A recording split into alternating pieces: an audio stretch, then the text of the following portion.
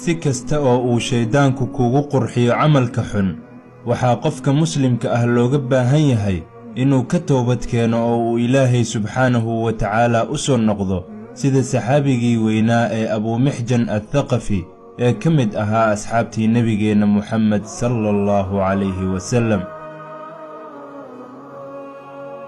magaciisu wuxuu ahaa Abu Mixjan al-Thaqafi, allaha ka raali noqdee. waxaa Ilaahay ku ibtileeyay cabista khamrada xilligii jaahiliyada intii aan Ilaahay soo dirin Nabi Muhammad sallallahu alayhi wasallam. wuxuu kaloo ahaa gabyaa aad iyo aad u jeclaa khamriga, qalbigiisuna la dhacsanaa ilaa mar uu wiilkiisii la dardaarmayay laga qoray inuu yidhi, markaan dhinto igu duug geedka canabka dhinaciisa si lafahaygu u cabaan khamrada marka unugyadayda dhiiggu ay dhintaan. hana igu duugin dhul bannaan oo cidlo ah, waayo waxaan ka cabsanayaa markaan dhinto inaan khamrada dhadhamin waayo. markii uu soo islaamay Abu Mixjan, Ilaahay ka raali noqdee, weli naftiisu ma aysan ka go'in cabistii khamrada, waxaana uu la dhuuman jiray cabisteeda iyadoo markii lagu arkana la karbaashi jiray. deeto waa la karbaashaa, isna waa uu ku noqdaa, misna waa la soo qabtaa oo waa la karbaashaa, misna waa uu cabaa. markii muslimiintu u baxeen dagaalkii weynaa ee Qaadisiya ee lala galay Farisiyiintii Ciraaq 13 bishii Shacbaan sanadkii 15aad ee Hijriyada, waxaa Abu Mixjan uu qayb ka ahaa muslimiintii u duushay Ilaahay dartiis ee khaliifkii islaamka Cumar bin al-Khattab, allaha ka raali noqdee, uu u diray duulaankaasi. Abu Mixjan waxa uu xirxirtay qalabkiisii dagaalka isagoo horay u sii qaatay sahaydiisii, mana uusan iloobin inuu xoogaa khamro ahna meel ku sii shubto, isagoo kadibna ku dhex qariyey alaabtiisii.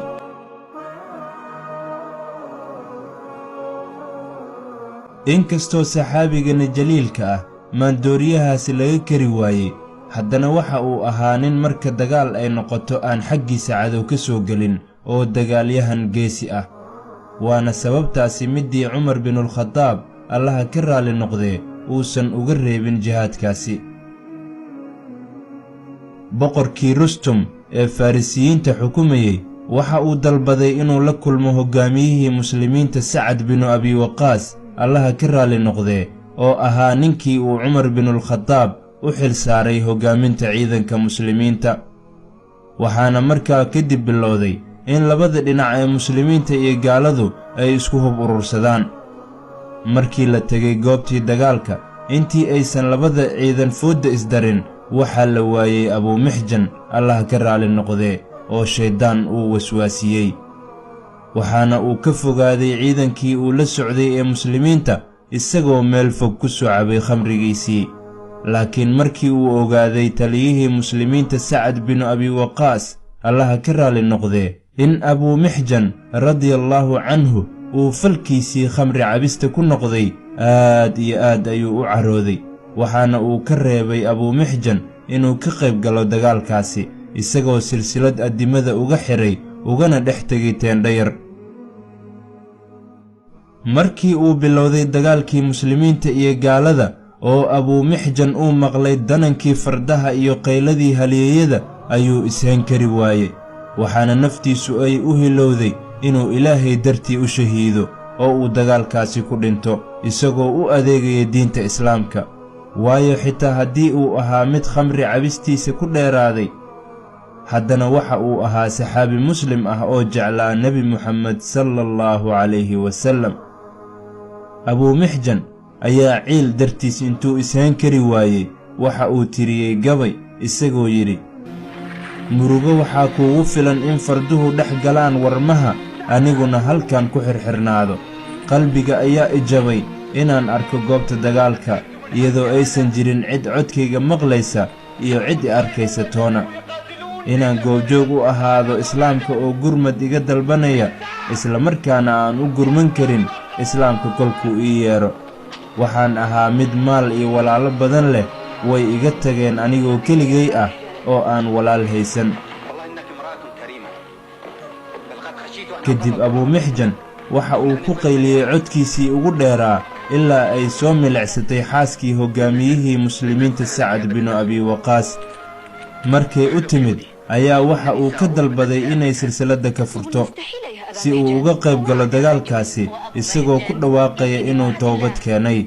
waxaana uu mar kale ritay gabaygiisii isagoo yidhi, sulayma, seeftayda isii aan cadowga ka dhargee. maanta seeftayda dhiig ayay u ooman tahay. ifasax aan hal mar ku soo wareega goobta dagaalkee. kurbada ha iga dulkacdo qalbigaygana aan dabiibee. ballan ilaahay baan galay, ilaahayna ballantiisa kama baxayee. haddaad iga furto inaan dib ugu noqonayn.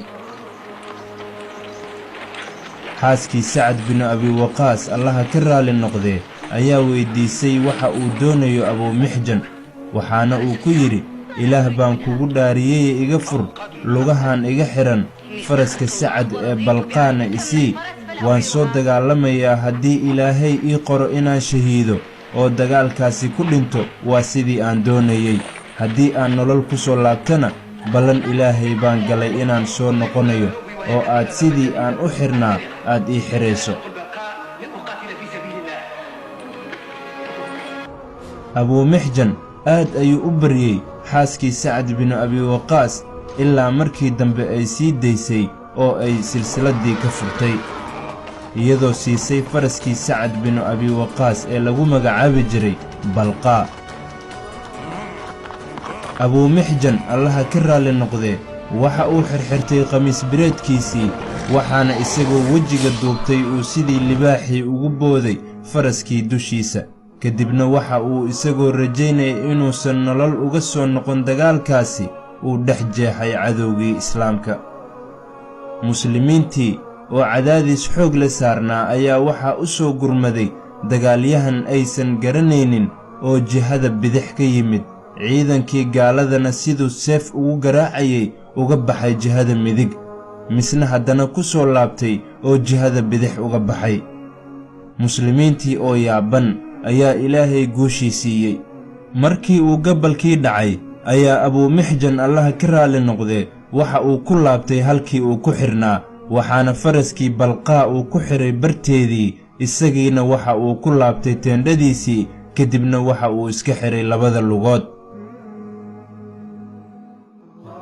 Sacad bin Abi Waqaas allaha ka raali noqdee oo ka sheekaynaya dagaalkaasi ayaa intii uu dagaalku socday sheegay inuu arkayey ninkii aysan garanayn ee ka dhinac dagaalamayey, waxaana uu mar niyadda iska yidhi, ninkan seefta siduu wax ugu garaacayo waxaad mooddaa Abumixjan, faraskana siduu u boodayo waxay is-shabbahaan Balqaa.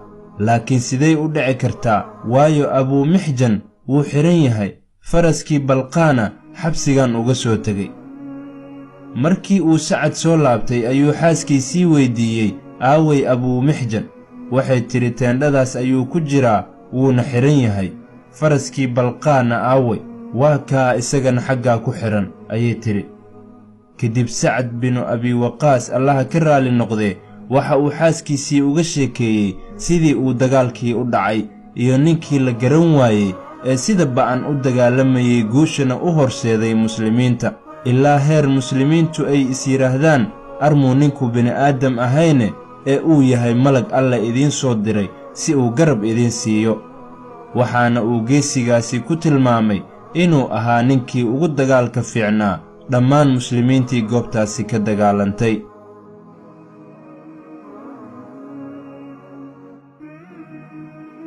kadib xaaskii Sacad binu Abi Waqaas allaha ka raali noqdee ayaa u sheegtay in ninkaasi uu ahaa Abumixjan, ilaahay ha ka raali noqdee, haddana uu ku jiro halkii uu markii hore ku xabisay.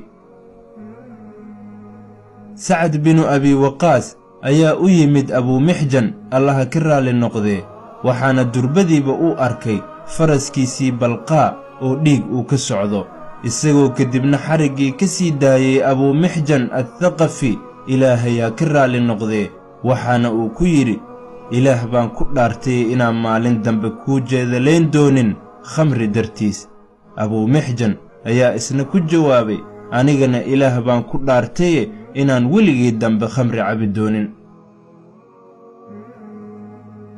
sidaas ayuu Abumixjan athaqafi ilaahayaa ka raali noqdee kaga haray oo uu uga toobad keenay khamrigii isagoo ka mid ahaa asxaabtii nebigeenna moxamed sala allahu calayhi wasallam ee u soo halgantay diinta islaamka ee aan maanta macaankeeda ku raaxaysanayno.